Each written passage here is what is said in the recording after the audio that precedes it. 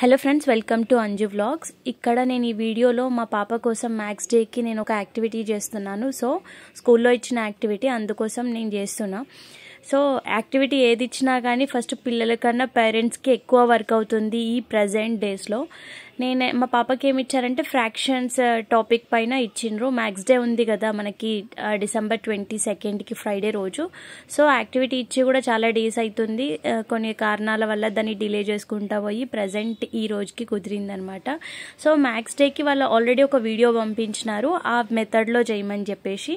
So నేను first దానికి leaves and ఈ సర్కిల్స్ ఎందుకంటే ఫ్రాక్షన్స్లో మనకి 1/1 ఇట్లా ఈజీగా అర్థం కావాలి అని అంటే ఎక్స్ప్లెనేషన్ వైజ్గా ఈజీగా అర్థం కానికి అని చెప్పేసి ఇట్లా సర్కిల్స్ చేసి దాంట్లో వేసేసిన. సో ఇప్పుడు ఏంటంటే వర్కింగ్ మోడల్ లాగా అనమాట యాక్టివిటీ, నార్మల్గా ప్రాజెక్ట్ లాగా కాకుండా. సో ప్రతిదీ నీట్గా డ్రా చేసుకొని పక్కన పెట్టేసుకొని పేస్ట్ చేసుకోవడానికి కరెక్ట్గా పాసిబుల్గా అయ్యేలాగా పెట్టుకోవాలి.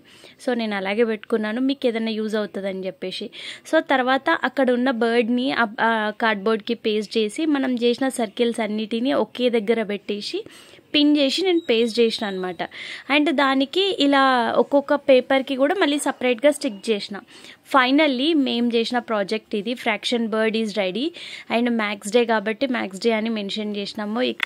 మీకు ఈ వర్కింగ్ మోడల్ నచ్చిందా? నచ్చితే లైక్ చేయండి, షేర్ చేయండి.